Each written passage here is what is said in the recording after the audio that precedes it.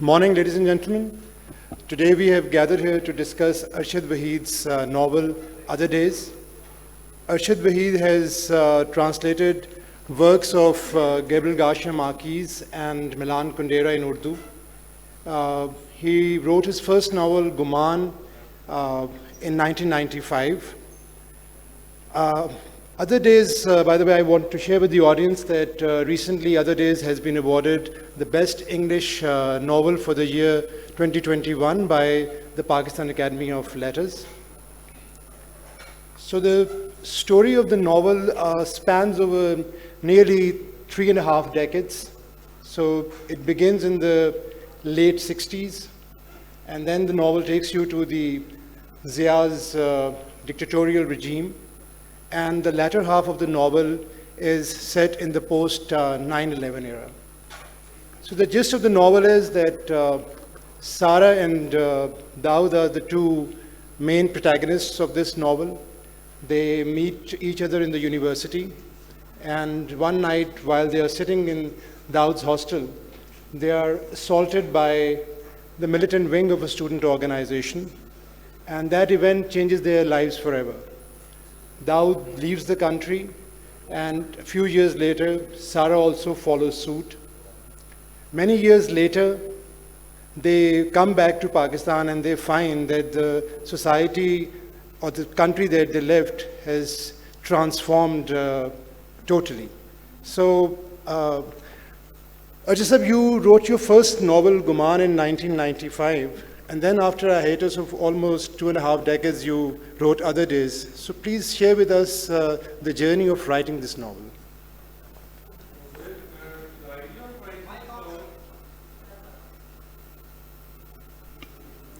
Thank you. Well, the idea of writing this novel came way back when I was studying in UK, and I had come across Pakistani diaspora. There were two different kinds of immigrants from Pakistan which I had opportunity to interact with. One, those who left Pakistan because of some economic reasons to improve their future for the well-being of themselves and for their families. The other one were those who had to migrate Pakistan because of some political reasons or socio-cultural reasons they had been they had experienced through during all those times. So they were full of hopes that they would one day come back. They would go back to their own country, things would change for the better, and they would live in a society where they can breathe in with comfort and happiness. Things have changed. Things have not changed. Their dreams have not seen the light of the day. And then when they came back, the things were different.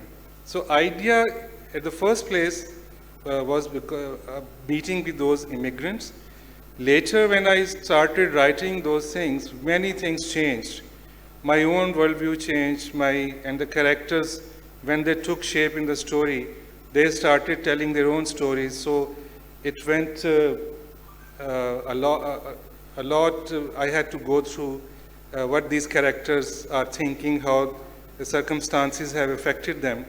So it took a while, many years. I have to work through many scripts, and then so that's why it took that much time. Okay.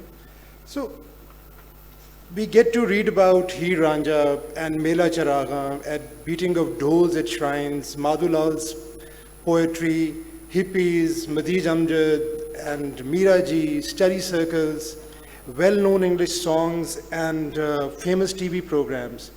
So do you intend to inform the readers about the cultural ethos of the society and also capture the zeitgeist to make them understand the novel better?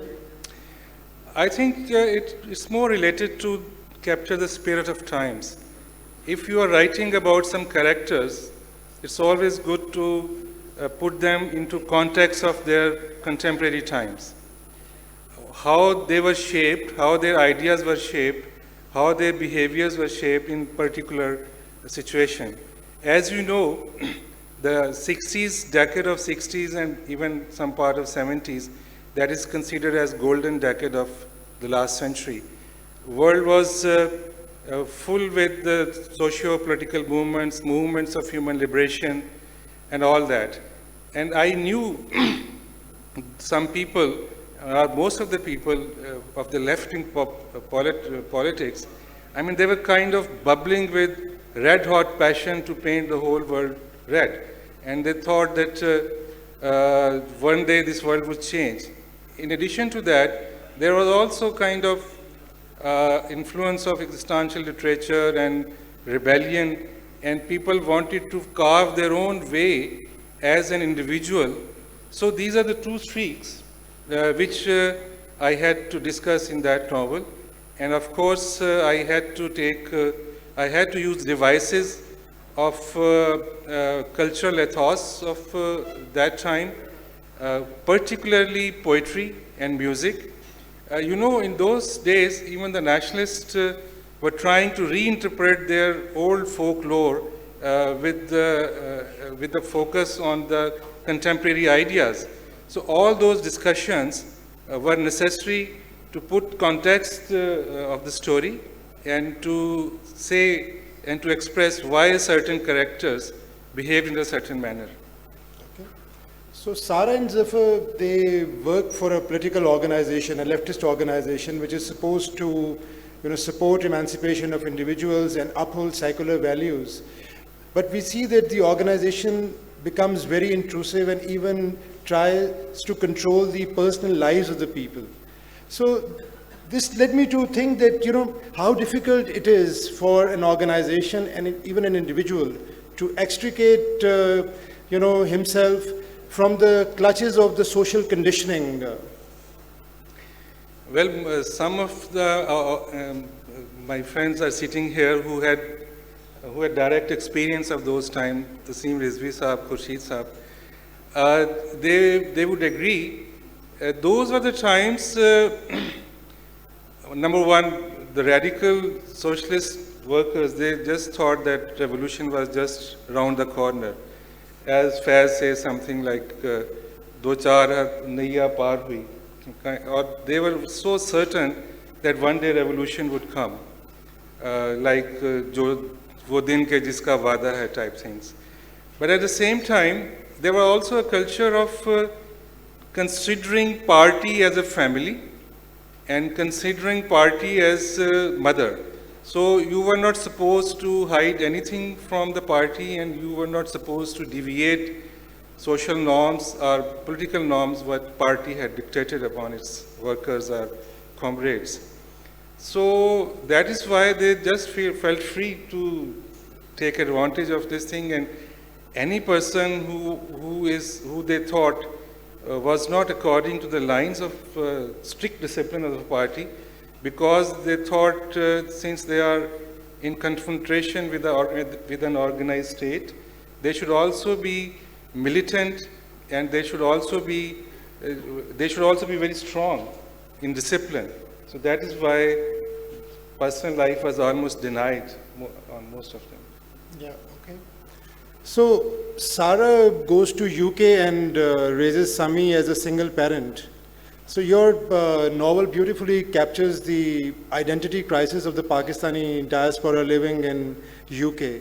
So I just wanted to ask you that, is it something that is Pakistan-centric, or all immigrant communities, they experience this kind of identity crisis when they go? Well, I don't know about other communities or migrants, but I have some knowledge of Pakistani immigrants, and their responses to outside world or the country they were living in. It was formed by a paradoxical nature of their thought systems. Number one was fear, and the number two was a delusion, I guess. Fear is that their children might be shaped according to the norms and the cultural system of the society they are living in, and they wanted to protect that. So they were kind of in time traps, and they didn't from much. Number one. And second is they had a delusion that they are perhaps the chosen people to rule the world. One day, world will come to know that they really deserve to be leaders of the world, and that was a kind of grandiosity they were, I think, suffering from. So these two characteristics mainly shaped their behaviors and responses to the society they were living in. So now I'm coming to something which has intrigued me while reading the novel. So, as I said earlier, that Sara and Daud are the main protagonists of this novel. Sara is an extrovert, and her character is very well explained. On the contrary, Daud's character is shrouded in mystery, and we get to know him through his writings. We know that he's trying to write a novel. He has not been able to do so, and he's mostly lost in his thoughts. So now that we are talking about the society and its roots, so it reminds me of this when I read about Daud's character, that he's lost in himself mostly. So as Munir Niazi said, कि कल देखा एक आदमी अटा सफ़र की धूल में, गुम था अपने आप में जैसे खुशबू फूल में. So you get to feel that way, and then he comes back to Pakistan to rediscover himself, but because the society has transformed, he becomes more lost. So again I have to quote this Munir Niazi's verse के वापस न जा वहाँ कि तेरे शहर में मुनीर, वापस न जा वहाँ कि तेरे शहर में मुनीर, जो जिस जगह पे था वो वहाँ पर नहीं रहा. So you see, these are and you also write in your novel that he lived like a murmur and vanished in silence. So please tell us about the main difference in the two main characters of your novel. Well, I think they are two different human beings, and of course they have different ways to react with the outside world. Sara, as you know, she's more practical. She's very clear-headed. She knows how to react if somebody is hostile to her, and she always wants to prove that she exists and she knows how to resist. So most of her character is shown through actions, through events where she takes a particular stance. Whereas Daud, most of the times he's kind of dreamer. He has a lot of doubts. He has also self-doubts. And all the time he is in the process of discovering and rediscovering himself, even when he was here, even when he was abroad, even when he came back. So these two main things shape the two different characters. They might be sharing the same worldview. They might have a lot of similarities. I mean, number one being to protect their inner selves in a very hostile environment. But the way to react, both had a different, both of them had different ways to react. So Daud is mainly shown through his writings, through his diaries, through his notes, the kind of music he loves to hear, and his very peculiar nostalgia. Nostalgia which just remains in his mind. The world around him has changed, but he does not want to change.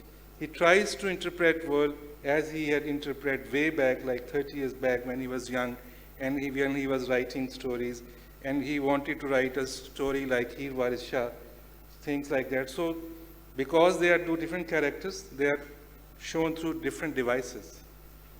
Yeah, so I mean, again, I would like to, elaborate on this, because we get to know about Daud through his writings, and Sara reads his writings also. And somewhere, you see, it's written by him that somewhere the characters of his story transform into shadows and start playing roles like puppets on an imaginary stage. So, you see, there is a certain dreaminess about this whole writing, and so I thought that this is probably the place where you have really experimented as a novelist. So I would like you to, tell us more about this experimentation, because I think that is something that I find very special about this novel. Well, there might be few people even sitting amongst here, or even, I mean, they had a very peculiar experience that things have changed drastically even in their own lives. So their own life, their own world has been strangers to them. And they are stranger to the world around. So that is a feeling. I mean, many people, even when they live like shadows. I mean, no one registers them, no one takes notice of them, no one tries to recognize what they are feeling, what might be their inner feelings when they are acting in a certain way. So it's a feeling of being irrelevant in their own time. And to realize that we have become irrelevant, that's a reality which no one takes very easily.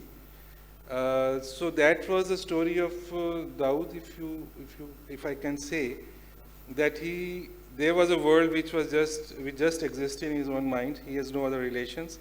He was with his own nostalgia, and when he came back, he came back with a hope that he would reinvent himself, but that didn't happen because he had lost skills to interact with a world which was so different from what he had already thought. So another very special thing about your novel is that female characters, be it Sara, Sami or Bano, they're all very strong-willed and resolute characters. So is it the way that you would like to see the women in our society, or is it the way you have found them in your own personal experience? Well, I may have certain views, and I may have certain, imagination to see some different people in certain how they behave, but I might have come across different men and women, but that is not the case, because when I started this novel, I had some idea that my character should be like that, but over the years when I was writing, the story took its own direction, and characters just started dictating me. So I would say that this novel basically deals with the dilemma of conflict between individual and society. Society in different ways tries to exert its pressure, try to dictate its individual to act in a certain way which society wants them to be. They create images, and one has to shape himself or herself according to that image. So that is the basic conflict which runs throughout the story. So if an individual is in confrontation with the social norms, so women have perhaps more share of hostility from the outer world as compared to men. So then the story might have to be to show them stronger. So that may be one reason which you can see that this novel has strong women characters. But very frankly, it's not that I want to write like that. It's the characters which kind of demanded to be perceived like that. Okay, so just comment, and maybe I can ask you a question, that the journey of all the characters, you see, it turns out to be tragic and bristling with discomfiture, disillusionment, and gaping voids. So, and there is a general air of melancholy in this novel.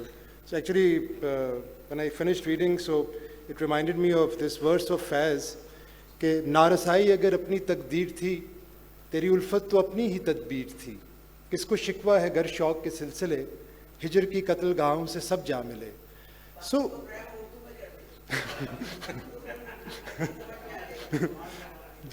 so why this melancholy, throughout you have this feeling that there is an air of melancholy around the novel. Yeah. चलें अब इसको उर्दू में करते हैं, ईश्वर आपा कह रही हैं तो वो क्या आपको लगता है कि कोई चीज़ें बदली हैं? वो मतलब वो क्या वो फैज़ की लाइन थी कि वो ना ही हालात ही बदलते हैं ना ही नज़में पुरानी होती हैं।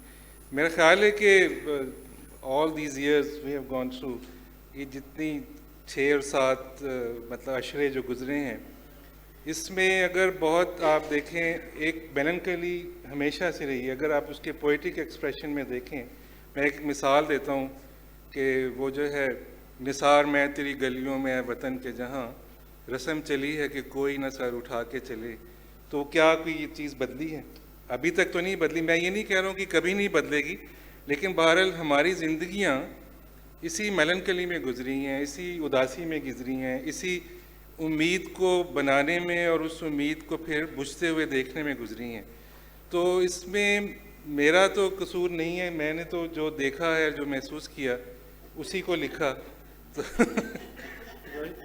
तो अगर हालात नहीं बदले तो मेरा कसूर तो नहीं है। So my, one final question is before I ask the audience to ask you a question, that your novel informs the reader about the changes that have taken place in the political landscape of the country, but without ever commenting on it. On the contrary, I have seen many authors, very well-known authors, who have written about such things, and they are very vociferous about their own views. So you somehow put a lot of restraint on yourself not to comment. So is this a different style of writing? So please share this with us. Number one, I was more comfortable at writing with this style because I don't have to take responsibility of what I'm saying. So that gives me a space to maneuver more freely through the characters. Secondly, I think if I have to just express my own views, I should better write a pamphlet, I should better write an essay, maybe I should write poetry. But the thing is, this is a novel, it's dealing with different characters, and they have their own stories. And the characters demand to be understood, not to be judged. If you want to understand the truth, you have to come out of your biases. Only then you can relate with a different reality. You can relate with different realities of different characters. So if you want to just stuff them with your own ideas, they would be just robots. They would be pretty predictable. So the element of surprise would vanish in such stories. So I just took this liberty, and I firmly believe that when I write a novel or when a story is told, it's told through its characters. And if you just confine with our own moral values, we won't be able to evolve a situation which may be unpredictable, which may invite us to go into deeper levels of our own inner beings. So that is one thing. That was the main reason I didn't want to dictate my own views on the characters. Rather, I wanted to be led by my characters. So now the house is open for questions. Gigi, please. Gigi, please.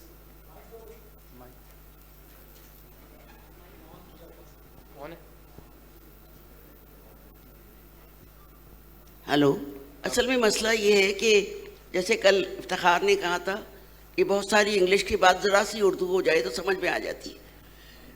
ये novel इस तरह से मुख्तलिफ है, और इसके लिए मैं उससे पहले बता दूं कि मैं एक दफ़ा मुझे सुबह सुबह फ़ोन आया उस्ताद दामन का, तो उन्होंने कहा कि कुड़िए मैंने 10 ब्रदर कम्स ऑफ दी कहानी की ये एक फिक्र ही दस दे। मैं क्या उस्ताद जी तुसी फिल्म बनानी है? कहेंगे हाँ। मैं क्या वो ਉਹਨੂੰ रखना है यूसुफ खान ਨੂੰ? कि हाँ। तो बस ठीक है। मैं क्या ਇਹੋ फिल्म है, दूजा लव लवो ब्रदर कम्स ऑफ। तो मैं ढूंढ लिए कि इन्होंने बहुत सी चीज़ें फ़लसफ़े में कही हैं जो इस नावल की 3-4 खूबियाँ हैं। वो ये हैं मुख्तसर कि एक तो इन्होंने गांव का मंजर जो है और गांव में जो कुछ होता है इंक्लूडिंग मिला चिरागा वगैरह, उनको बार बार रिपीट करते हुए ये बताया है कि हमारी गांव की ज़िंदगी में अभी तक बुनियाद हमारी वही है। دوسری بات جو بہت امپورٹنٹ ہے وہ انہوں نے اس ناول میں وہ فلم والا منظر نہیں کیا کہ پہلے ملاقات ہوتی ہے یہاں پہ اور پھر نیو یارک میں ہوتی ہے اور پھر ایک دوسرے سے پھر دوبارہ محبت کرنے لگتے. محبت نہیں کرتے لیکن احترام کرتے ہیں, ایک دوسرے کے جذبے کا احترام کرتے ہیں. اور یہ احترام ہمارے انگریزی ناول میں پاکستان میں جو لکھے جاتے ہیں وہ بہت کم ہے. ان کا اپنا وہ چاہے حامد ہو چاہے کوئی ہو, جو ایٹماسفیئر ہے وہ 65 کی اور اس کے بعد MRD کی تحریک اور وہ ساری چیزیں آتی ہیں. لیکن جو ایک میچور جو انہوں نے بتایا وقاص نے, میچور عورتیں اس میں نظر آتی ہیں. اور اس میں ایک بیٹی بھی ہے جو اپنے ماں باپ میں صلح نہیں کراتی, ملاقات کراتی. اور اس طریقے سے ناول جو ہے وہ آگے بڑھ کے اس مقام پہ پہنچتا ہے کہ زندگی چلتی رہتی ہے, انسان کبھی ڈپریشن میں جاتا ہے اور کبھی ہوش میں ہوتا ہے, اور جب ڈپریشن میں جاتا ہے تو واپس آنے کے لیے اپنی زمین کو پکارتی ہے اور واپس آتا ہے.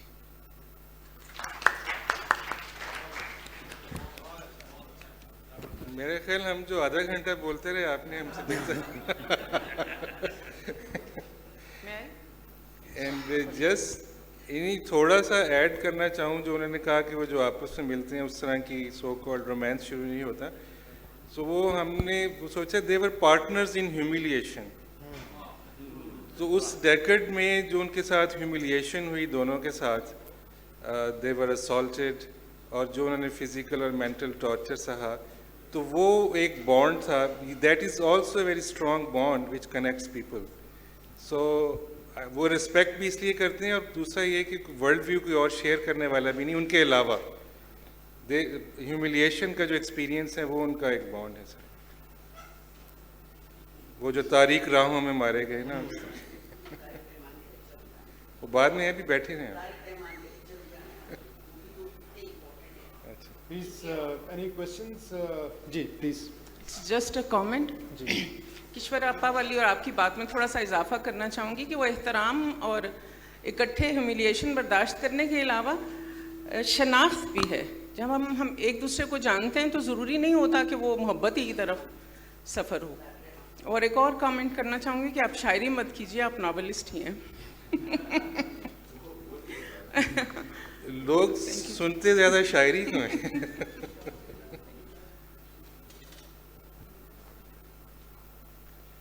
We still have time for a couple of questions, so please feel free. یہاں پہ کوئی لینگویج بیریئر نہیں ہے, آپ بیشک اردو میں سوال کیجیے. یہاں پہ کچھ نوجوان بھی بیٹھے ہیں, وہ بھی جی جی پلیز. آئی تھنک جو ایک کنٹریبیوشن ارشد, کہ ایک یعنی آپ نے بیسیکلی ہیومن ڈگنیٹی کو بہت سیلیبریٹ کیا کہ کیسے ایک واقعہ کسی کی لائف کو کمپلیٹلی بدل دیتا ہے, اس کی جو ڈائریکشن ہے اور وہ بار بار اس کا ریکرنگ. دوسری بات ہے جو ڈکلائن آف سٹی ہے آپ کا, یعنی یو ایکسپیریمنٹڈ ود جو سٹی ہے اس کو ایز اے کریکٹر اور ڈکلائن. تیسرا جو ناول کا فارمیٹ ہے وہ جو مروجہ کمرشل سکسیس ناولز کی ہوئی ہے اس کو آپ نے ریجیکٹ کیا اور آپ نے اپنا پاتھ لیا. یہ جو کرافٹ پہ آپ کی جس میں آپ نے you didn't try to please the western publishers, اور جو ایک خاص فارمولک رائٹنگ ہے انگلش ناول کی پاکستان میں, اس سے آپ نے ڈیویشن کی, وہ آپ نے کیوں کی اور وہ چوائسیز کیوں لی آپ نے؟ Thank you. مطلب ضروری تو نہیں تھا کہ ان کو فالو کیا جائے نا, تو وہ اس لیے کیوں کا جواب تو یہ کہ this was my way of expressing my self. دوسرا یہ کہ میں نے انہی چیزوں پہ بارے میں لکھا جن کے بارے میں مجھے زیادہ علم تھا. میں نے بہت ساری چیزیں امپوز کرنے کی کوشش نہیں کی, اور جو کہانی میرے ذہن میں آئی اس کے سارے جو ریفرنسز تھے وہ یہیں پہ روٹڈ تھے. مطلب ڈائسپورا بھی اپنی نوسٹیلجیا میں یہیں کی بات کر رہا ہے. پھر جو بہت زیادہ میرے اپنے جو ڈائریکٹ ایکسپیرینسز میں تھے, مطلب ہیر وارث شاہ کی سٹوری اس کا ایک بیسک ریفرنس تھا جو اس پورے ناول میں ریزونیٹ بھی کرتا ہے کہ بنیادی کویسچن یہ ہے کہ جو لوگ بغاوت کرتے ہیں اپنے گیون سسٹم سے, at the end of the day وہ ان سے انڈورس ہونے واپس کیوں آتے ہیں؟ ٹھیک ہے, وہ جو ہمارا ریبیل کا جرنی ہے وہ ایک ان نون میں جانے کی بجائے ایک لیول آف کمفرٹ جو ہے اس میں واپس آ کے دوبارہ ری انٹرپریٹ ہونا چاہتا ہے, and that most of the Times ends into tragedies which happen in this novel as well. And even if you جو اور بھی آپ کی ایپکس ہیں اس میں آپ دیکھیں کہ یہ جب آپ ایک ان نون کی جرنی پہ جاتے ہیں تو وہاں پہ بہت آپ کو انپرڈکٹیبل سچویشنز ملتی ہیں, آپ کو بہت چیلنجز ہوتے ہیں, اور لیکن آپ اگر واپس اسی سسٹم سے انڈورس ہونا چاہیں تو وہ آپ کو بخشتا نہیں ہے, وہ آپ کو جو ہے اپنے حساب سے ٹریٹ کرے گا. اگر آپ سمجھیں کہ اب وہ کائنڈ ہو گئے ہیں, اب آپ کو وہ مطلب اپنے آپ میں آپٹ کر لیں گے, ایسا ہوتا جنرلی نہیں ہوتا. So that was the, I mean let me say very frankly this idea was generated when I was just discussing, اپنا زبیر صاحب بیٹھے ہیں, یہ سنگت میں ہی نجم حسین سید رکھتے تھے ڈسکشنز مختلف ہماری پوئٹری پہ, تو ایک بڑی ہیٹڈ ڈبیٹ ہوئی تھی کہ ہیر وارث شاہ کے اوپر کہ why does she come back, why do they come back. Okay, the time is finished, so I think... Thank you very much. Thank you very much for coming.